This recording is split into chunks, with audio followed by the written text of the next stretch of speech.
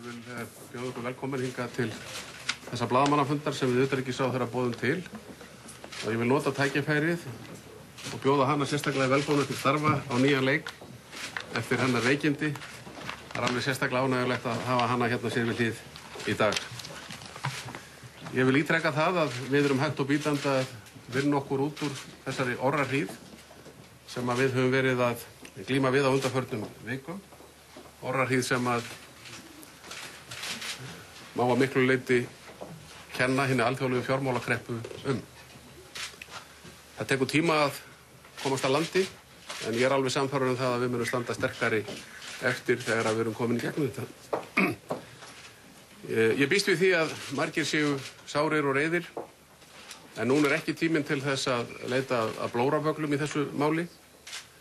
Við mögum ekki missa kjarkinn. Það mikilvægt að allir standi saman og að fólk styðji hvert annað á meðan að við erum í mestu erfiðleikunum og meðan björgunaraðgerðir standa yfir.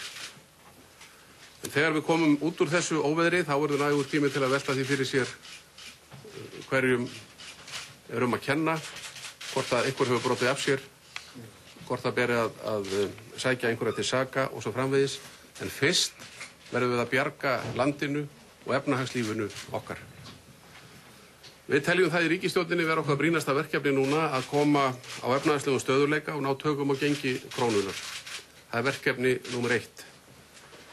Þótt staða ríkissjóðs sé afar sterk vegna góðs árangurs á undanförnum árum, þá hafa sviptingar síðustu vikna gert það að verkum að skilvirkni fjármálamarkaða hefur skaddast tímabundið.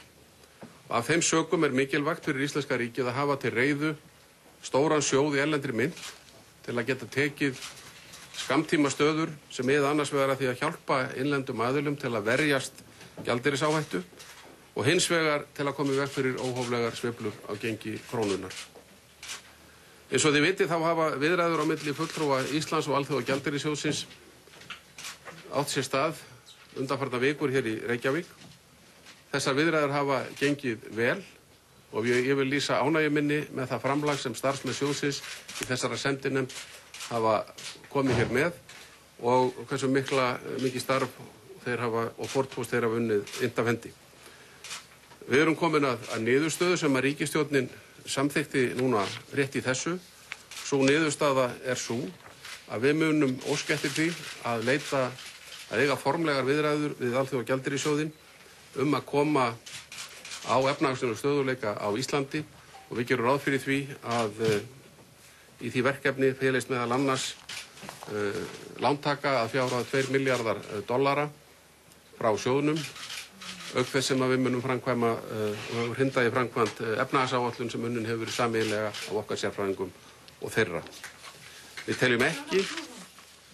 teljum ekki að sjóðurinn hafi sett óaðgengileg skilyrði í þessu máli eða skilmála sem ekki er hægt að ganga að. Fulltrúar sjóðsins hafa semst farið yfir okkar áætlanir efnahagsmál og ljóst að samninganefndin frá þeim, viðræðunefnd sjóðsins styður þar áætlanir sem að við erum með. Þessna höfum við óskað núna eftir þessu formulega samstarfi og markmiðið með því sem að nú er framundan er að endurvekja traust á íslenskum efnahag og ná stöðugu gengi krónunnar með markmið sem og öflugum aðgerðum. Í öðru lagi að undirbúa öflugar aðgerðir til að styrkja stöðu ríkissjóðs og í þriðja lagi að endurreisa íslenskt bankakerfi. Ég ætla að biðja utanríkisráðherra að taka nú við. Já, þakka þér fyrir og ég vil nú byrja á því að lýsa yfir ánægju minni með að vera komin til starfa aftur og vera komin á vettvang. Ég hef verið fjarri vettvangi, ég get nú ekki sagt góðu gamni.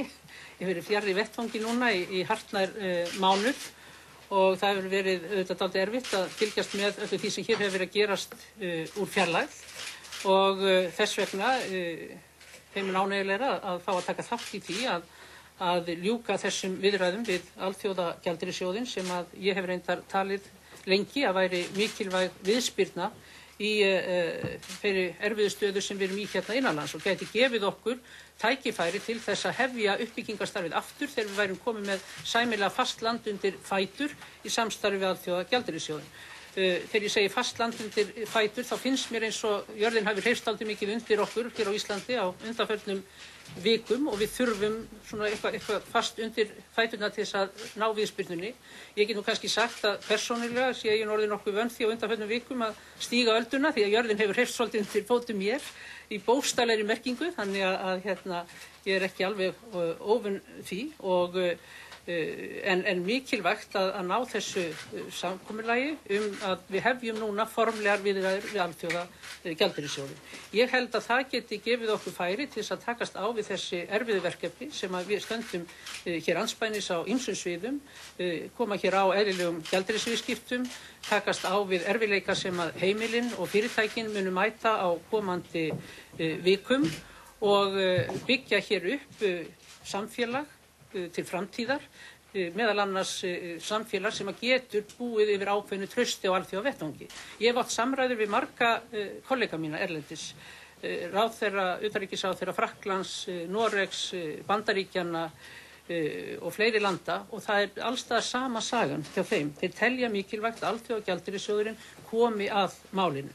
Hann sé eins og þeir vilja stundum nefna honest broker í þessu máli vegna þess að þessar þjóðir sem gjarna vilja koma að borðinu, þær get ekki hver sig lagt mat á stöðuna hér innanlands.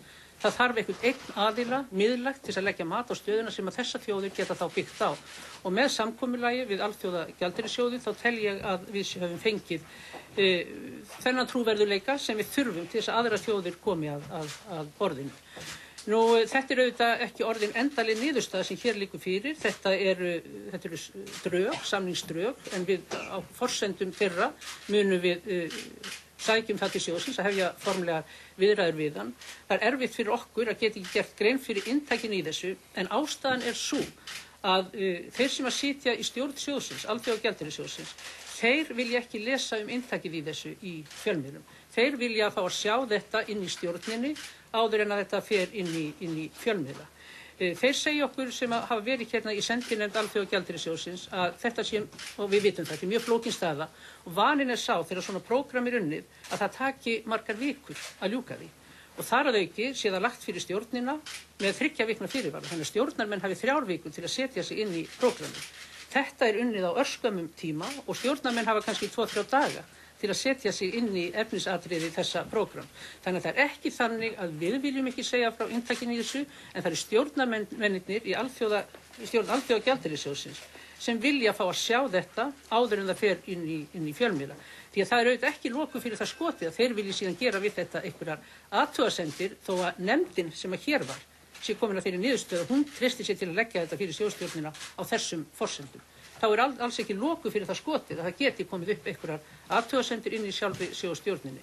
Þannig að þó að við birtum þetta ekki í dag, þá er það ekki vegna þess að við viljum það ekki, að því það sé eitthvað vont í þessu fyrir okkur, það er ekki þannig, það er vegna þess að við virðum samningsaðilann sem er Alþjóðagjaldeyrissjóðurinn og það er í sjálfu sér ekkert nýtt í þess og það er engin þau skilyrði sem að við teljum að við getum ekki búið við og það er ekkert í þessu sem við teljum ekki að við hefðum þurft að gera og kannski grípa til enn harðari ráðstafana ef við hefðum ekki notið tilstuðlan sjóðsins í þessu máli.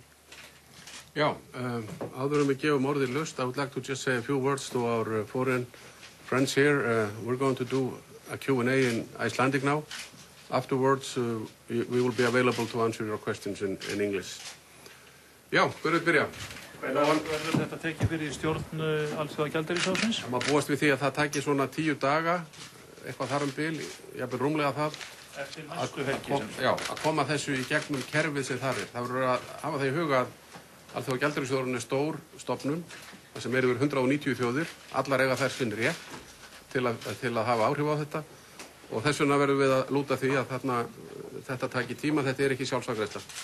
Ingimar Karl. Það er ekki sjálfsafgreiðsla, er víst að þetta verði samþykkt og hvenær má þá reikna með því að peningar komin í Seðlabankann? Það er aldrei neitt klárt fyrir það er klárt, en við höfum hins vegar góð orð fyrir því að það verði mælt með þessu á öllum stöðum í gegnum þetta kerfi hjá sjóðnum. Ef þetta gengur allt saman eftir þessi tímarammi, þá myndum við fá $800 million af þessum 2000 milljónum strax í kjölfarið.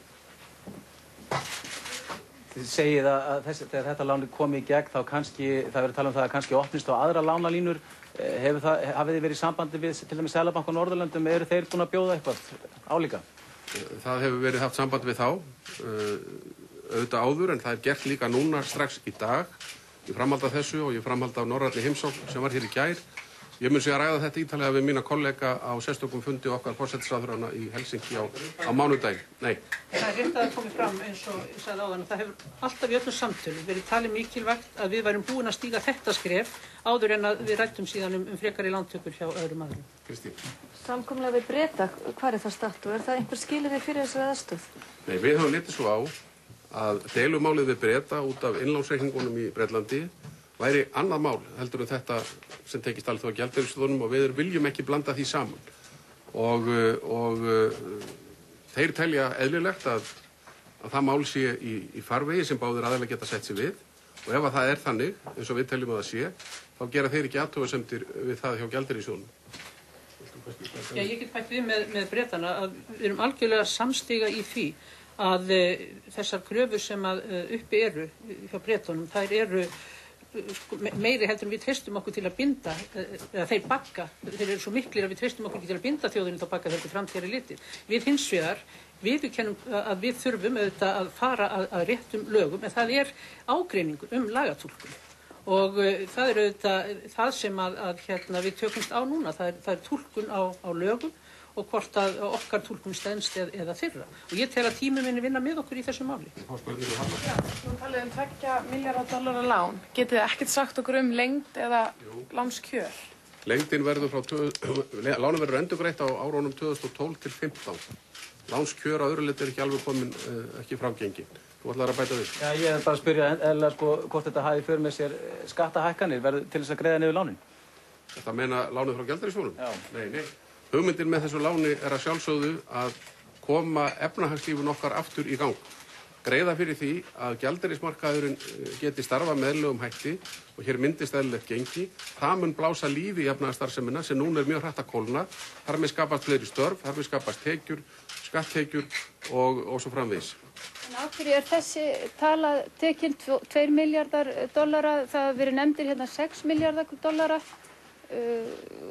Sjóðurinn veitir lán samkvæmt ákveðnum reglum sem byggjast á svokölluðum kvóta hvers lands innan sjóðsins. Hærri tölur sem hafa heyrst nefndar byggjast á því að aðrar þjóðir komi til liðs við þetta og leggi þarna ofan á. Það er semst ekki frágengið. Ég langar aðeins að bæta við að því þú spurðir skattahækkanir og það er enga skattahækkanir sem að tengjast þessari lántöku sérstaklega. En það getur vel verið að við þurfum í okkar ríkisfjármálum að takast á við hvort sem það er nú niðurskurður eða skattahækkanir á næstu kannski 2-3 árum meðan við erum að fara í gegnum mesta kúfin. En það er þá bara sjálfstætt pólitískt ákvörðunarefni okkar hér innan þess. Myndin sem blasir við svo að það verður verulegt fall í þjóðarframleiðslu. Það verður verulega aukin halli á ríkisbúskapnum með við fjárlagafrumvarpið til dæmis. Það verður meira atvinnuleysi því miður. Það er óvissa verðbólgunnar meðan að gengið er ekki komið í fastar skorður. Þetta þurfum við alltaf að takast á við. Við þurfum að komast út úr hallanum á ríkissjóði á nokkrum árum. Þurfum ekki að gera það strax. Skynsamlegt að gera það yfir nokkur ár. Og önnur slík vandamál sem við þurfum að fást við. Við þurfum líka að auka hér hagvöxtinn til að geta skapað ný störf, þannig að þeir sem eru að missa vinnuna núna fái störf við hæfi. Þetta eru verkefnin og þetta er allt önnur mynd en blasti við okkur fyrir nokkrum vikum síðan. Þið sagði áðan að þið rætt við hina norrænu seðlabankann í dag. Það hefur líka verið talað um að fá lán frá Japan. Er búið að tala við japanska seðlabankann í dag? Ekki í dag, nei, en það er búið að vera samband við fjármálaráðuneytið þar að undanförnu. Þeir hafa verið afskaplega vinsamlegir en það er ekki komið lengra. Þetta fellur Rússalánið inn í þessa mynd? Það fellur ágætlega inn í þessa mynd. Við reiknum með því að halda áfram að tala við Rússana. En þetta getur haft þau áhrif að við þurfum ekki að tala við þá eins háar upphæðir og áður. En ég tel eðlilegt að það myndi þá tengjast þessu alþjóðlega dæmi sem við erum að tala um. Nú hefur verið rætt um að þjóðhagsspá þurfa að vera tilbúin til þess að hægt verða að ganga til þessara formlegu samræðina við EMF. Eru komnar einhverjar tölur, til dæmis það hversu skuldsett þjóðarbúið er? Þær tölur í vinnslu og það verður hluti af þessari loka úrvinnslu eftir að þessar formlegu viðræður hefjast. Við erum komin með ákveðna mynd á þetta, eins og ég var að lýsa hér, en við getum ekki birt tölurnar ennþá. Hvað felst í þessum aðgerðum sem þið ætla að fara í? Þið talið það að sjóðurinn hafi fallist á það að þið hafi komið með eitthvað plagg það í einhver ákveðna aðgerðir. Hvað felst í þessum aðgerðum? Það er ekki tímabært að segja frá því. Ekki af því að við viljum ekki rúfa trúnað við sjóðinn fyrir en að þetta er komið í gegnum kerfið hjá honum, en það er ekki nema vika 10 dagar þangað til. Það er á þessari forsendu, eins og ég sagði áðan, sem að við getum ekki sett þessar upplýsingar út þó við gjarnan vildum. Vegna sem við viljum ekki eiga þá hættu að setja eitthvað í uppnám með óvarlegum orðum núna. Bára Kristín. Þessi þjóðhagsspá sem var talað að leggja til grundvallar þessari ákvörðun núna, er hægt að fá að vita eins og einhverja stærður úr henni eins og hvað er spáð mikilli verðbólgu, miklu atvinnuleysi samkvæmt þessari spá? Ég hef nú sagt það við ykkur undanfarna daga, það er dálítið getgátur í því vegna þess að menn hafi ekki fast land undir fótum í þessu. Þannig að það þarf að gefa sér ákveðna forsendur. En þetta skjal mun verða tilbúið þegar að við ljúkum þessari vinnu og þá mun komið ljós hvað þjóðarframleiðslan minnkar mikið, hver atvinnuleysisspáin er, hver verðbólguspáin er. En það er þó hægt að fullyrða það að miðað við þær forsendur sem við gefum okkur núna í þessari vinnu, þá mun verðbólgan ganga hratt niður á næstu 12 mánuðum og vera miklu viðráðanlegri þegar kemur undir lok næsta árs heldur hún núna. Sindri. Sölvi. Sorry. Fólkið í landinu er að spyrja sig svolítið meira hvað er að gerast í dag og á morgun. Af því þessi peningar kom ekki inn í landið alveg strax. Hver verða áhrifin núna næstu 10 dagana eða svo? Ég meina, verða málin áfram í lagmannsins þangað til? Ég held að þessi tilkynning sem við erum að gefa í dag muni óhjákvæmilega hafa jákvæð áhrif út á markaðina. Og ég vil nota tækifærið og skora á útflytjendur og aðra sem að er í þeirri aðstöðu að koma með peningagjaldeyri inn í landi að þeir geri það. Það skiptir miklu máli núna að við flytjum gjaldeyri heim og reynum að spara gjaldeyris notkunina, eyðsluna. Þannig að þetta mun komast smám saman í lag. Getum við gengið að því vísu að bara þessi tilkynning muni strax skila sér?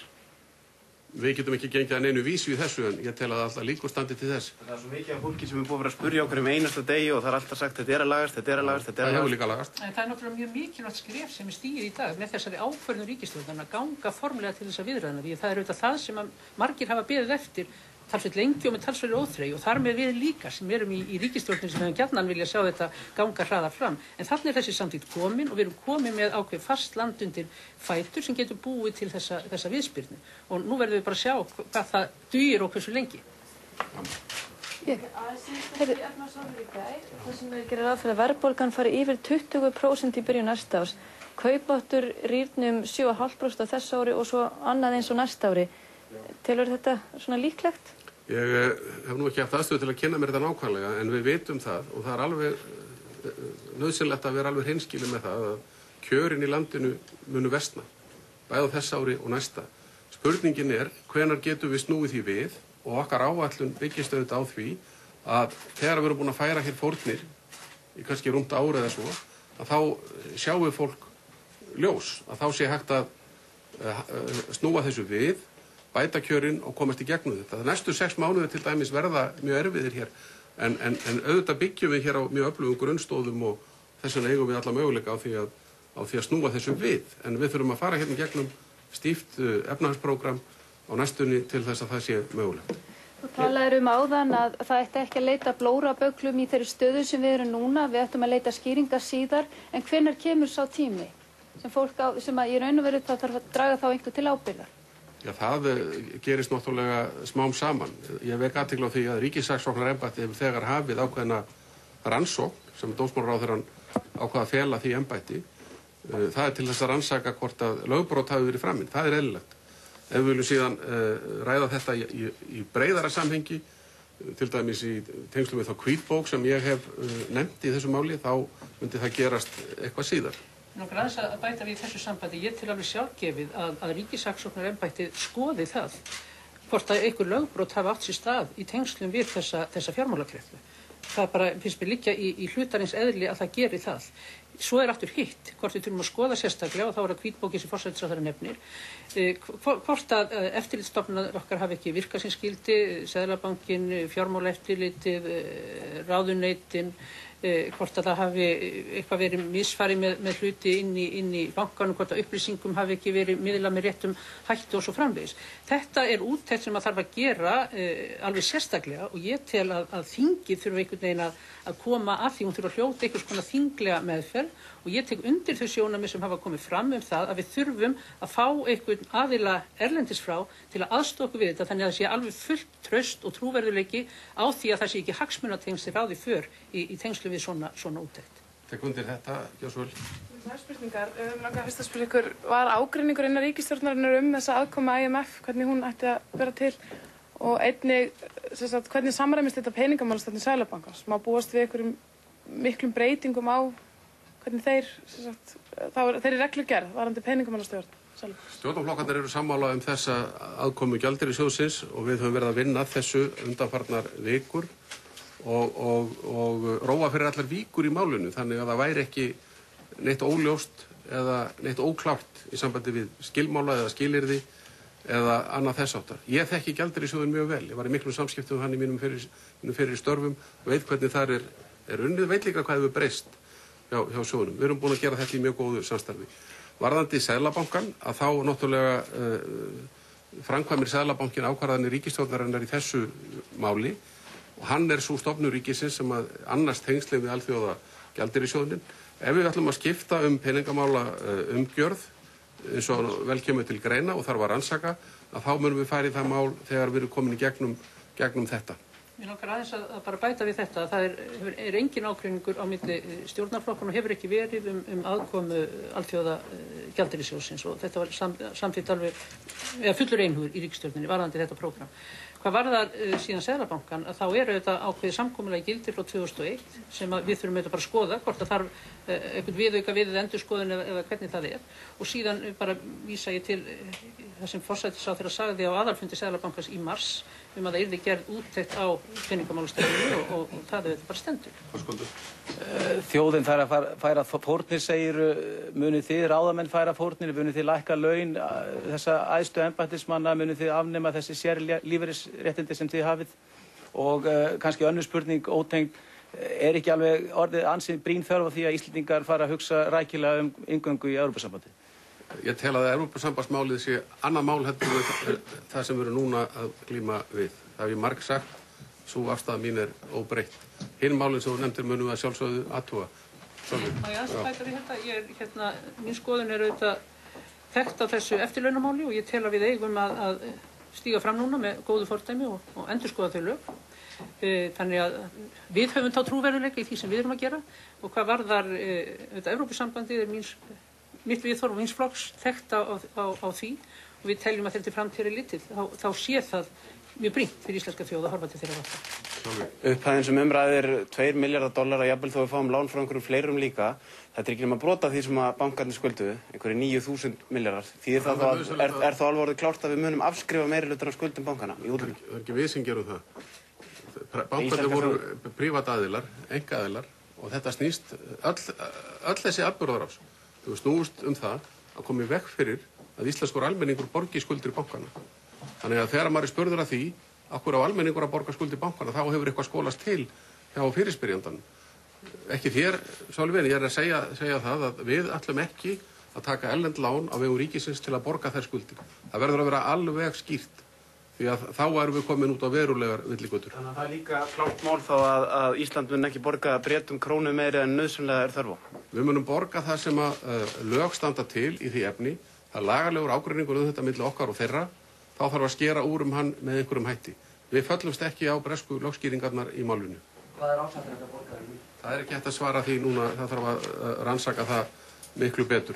En þetta segir þá, Geir, að það komi ekki til greina að taka lán frá Bretum til að gera upp þessar skuldir eins og hefur verið í umræðinu og greint var frá daginn. Við viljum ekkit, það fer eftir því hver niðurstaðan er. Nei, þú varst að segja að það kemi ekki til greina að taka erlent lán til að borga upp skuldir bankana? Það er ekki skuldir bankana. Ef að það er einhver skuld þarna sem að ríkissjóður er ábyrgur fyrir, þá munum við auðvitað finna leiðin til að standa skil á því. Þetta snýst það hvort að ríkið ber ábyrgðir þarna vegna þessara reikninga. Og það er lögfræðilegur ágreiningur. En þeir eru náttúrulega skuldir bankana. Ekki með að við Evrópu tilskipunina, þá rís ágreiningur það hvort að ríkið ber þarna ábyrgð eða ekki. Já. Spurning númer 5 frá þér. Hefur eitthvað verið ákveðið vegna trygginga sem Seðlabankinn hefur krafið minni fjármálastofnanir Þetta eru tryggingar upp á 150 milljarðar króna og kæmi þessum fjármálastofnunum í verulegan vanda? Er í vinnslu milli bankans og stofnunanna Við vonumst til þess að það mál leysist. Áður en núverandi seðlabankastjóri var ráðinn, þá gerir starfsmannafélag Seðlabankans kröfu það að næsti seðlabankastjóri yrði ráðinn á faglegum forsendum. Getum við treyst því að næsti seðlabankastjóri verði þá ráðinn á faglegum forsendum, fyrst að þessu var ekki fylgt núna? Síðasti seðlabankastjóri sem var nú skipaður af mér, ég man ekki betur en að það hafi verið algjörlega á faglegum forsendum. Er það rétt skilið að þessi samningur við Alþjóðagjaldeyrissjóðinn nánast liggi fyrir? Það sé bara svona formlegt atriði að þurfi að samþykkja þetta? Já, það má segja að það öll megin atriði liggja fyrir. Við teljum að svo sé, við erum komin að niðurstöðu við þá nefnd sem að þeir senda hingað og nefndin er auðvitað í ákveðnu samráði við stjórnina í Washington og hún treysti sér til að fara með þetta inn á stjórnarfund, þannig að við höfum alla forsendur til að telja að það sé komin niðurstaða í máli, en hljótum alltaf að slá þann varnagla, það getur auðvitað eitthvað komið upp á stjórnarfundi. Það séu skilyrði sem eru óaðsantanlega og þau séu ekki inn í samningnum. Hver eru þau skilyrði sem eru örugglega ekki inn í honum? Það er til dæmis það sem það gæti verið langur listi, en það sem menn hafa gjarnan talað er að Alþjóðagjaldeyrissjóðurinn setji skilyrði einkavæðingu, hann setji skilyrði varðandi íbúðalánasjóð, niðurskurð í velferðarkerfinu og svo framvegis. Ekkert af þessu er inn í þessum. Það er engin skilyrði sem lúta að einhverjum grundvallar skipulagsbreytingum í þjóðfélaginu. Það er það sem að menn hafa viljað gagnrýna sjóðinn fyrir, að hann vilji breyta þjóðfélagum þar sem hann kemur nærri. Það þarf ekkert að gera neina slíka breytingar hér. Við erum háþróað markaðskerfi með mjög sveigjanlegan þjóðarbúskap, það gera þeir sér grein fyrir og athygli þeirra, alveg eins og okkar, beinist núna bara að því að koma okkur í gegnum þetta bráða vandamál sem við erum að fást við. Þess vegna er þetta prógram, þessi efnahagsáætlun, bara til 2 ára. Þetta er lítið land, urðu fyrir vonbrigðum með hve lág upphæðin er? Nei, upphæðin er í samræmi við reglur sjóðsins. Við gátum alveg sagt okkur það fyrirfram hvað þessi upphæð yrði há. Hún er reyndar hærri heldur en ítrustu reglur segja til. Svo gerum við náttúrulega okkur vonur það að fleiri komi til liðs og þannig muni þessu upphæð stækka. En spyrnir hann okkur langt frá banninu? Hvað meinar við því? Það er kannski ekki upphæðin sem slík sem er aðalatriði, heldur það að við erum komin með þetta samkomulag við sjóðinn og við erum komin hérna með ákveðin gjaldeyrisforða sem við getum farið að nýta til að tryggja það að hér þróist einhver gjaldeyrismarkaður. Þannig að það eitt og sér gefur okkur viðspyrnuna. Það bæta þess við þetta því að það er kannski smá ruglingur í gangi varðandi þetta. Sko, gjaldeyrisviðskipti Íslendinga, þar að segja viðskiptajöfnuðurinn, annars vegar vöruskiptajöfnuður og þjónustujöfnuður, er núna mjög hrætt að breytast úr halla yfir í afgang. Útflutningun er að vaksa mjög hratt núna, innflutningurinn er mjög hratt að dragast saman. Það þýðir það að útflutningstekjurnar af okkar vöru og þjónustuútflutningi geta borgað fyrir allan innflutningin. Þess vegna þurfum við ekki mikið lán til að standa undir slíku og við þurfum ekki lán erlendis frá, ekki til að byrja með, til að standa undir ríkissjóði eða halla á ríkissjóði. Þannig að við erum fyrst og fremst að tala peninga utanlands frá til þess að geta fleytt út á gjaldeyrismarkaðinn þannig að hann verði virkur og geti búið til gengi sem stenst. En síðan því til viðbótar þá þurfum við að hafa varasjóði, línur á bakvið okkur sem að veita þessu ákveðin trúverðuleika og gefa fólki það traust sem að þarf þegar er að ræða marka sem þennan við erum að tala um. Liggur fyrir hvort ríkið og hvenær ríkið ætlar í mál við Breta út af þessum hryðjuverkalögum sem voru sett á Landsbankann? Nei, það liggur ekki fyrir. Ekki næstunni, þannig að það er bara við orðskil landsins sem hvort það er ekki á nokkur undirvartum skömmum tíma. Góð spurning. Það er kannski eitthvað sem við þurfum að fást við eftir ýmsum leiðum. Það er ekki endilega víst að málsókn vegna hryðjuverkalagana sé skilvirkasta leiðin í því sambandi, en við þurfum auðvitað að leggja þetta mjög vel niður fyrir okkur núna. Hvernig við getum unnið að því að endurheimta okkar orðstíð í Bretlandi og það þarf að gerast eftir ýmsum leiðum. Ok, það tökum við 3 spurningar, Ingimar, Sölvi og svo klárum við þetta með Jóhanni Hugsinni sem byrjum og endum á sama punkt og við byrjuðum. Í ljósi þess að þið talið að það sé mjög ólíkur lagaskilningur milli Íslands og Breta út af þessum uppgjöri af þessum Icesave-reikningum, þegar fjármálaráðherra vitnar í það að hér sé tómur tryggingarsjóður og direktív sem við munum fara eftir, eru það þau ummæli sem að setja í gang þá atburðarás sem að voru til þess að Bretar beittu á okkur hryðjuverkalögum? Það get ég ekki fullyrt um. Ég get ekki ráðið í það hvaða var til þess að Bretar tóku þessa skammarlegu ákvörðun að setja okkur í félagsskap með Al-Qaida, Taliban, Súdan, Norður-Kóreu og Íran. Ég get ekki ráðið í það. En hitt veit ég að það sem fjármálaráðherrann sagði í þessu viðtali og hefur nú verið birt, svo furðulegt sem það er nú að það skildi leka í fjölmiðla, sýnir að það var okkar afstaða að standa við okkar skuldbindingar, en við gætum ekki rekna með því að geta fallist á allar kröfur Bretana. Hverjar eru þá okkar skuldbindingar? Já, það snýst ágreiningurinn. Við teljum að þær séu miklu minni heldur en það sem að Bretar halda fram. Og það er þetta sem þarf að leysa, annarkvort með samkomulagi eða einhvers konar úrskurði. Þú talaði að hér ætti að verða jafnvægi á milli útflutnings og innflutnings. Það er mjög langt frá þeirri mynd sem er núna. Nei, það er ekki rétt verið. Jú, það hafi verið mjög mikið ójafnvægi á milli innflutnings og útflutnings. Já, það hefur verið. Ertu þá að boða að það verði mjög mikla breytingar á því og þýðir það þá ekki að gengi krónuna verði áfram mjög lágt? Nei, ég er að boða það að útflutningurinn er mjög að taka við sér, bæði vegna aukinna framleiðslu í landinu og líka vegna þess að gengið hefur lækkað á krónunni, þannig að útflutningur er mjög hagstæður núna fyrir framleiðendur. Innflutningurinn hefur hækkað mikið í verði og við sjáum það bara á öllum mælikvörðum að til dæmis einkaneysla sem byggist á innflutningi er mjög að draga saman. Þetta er að snúast við, það er að gerast með hratt og það eitt út af fyrir sig er vitnisburður um það hvað íslenska hagkerfið er sveigjanlegt. Jóhann.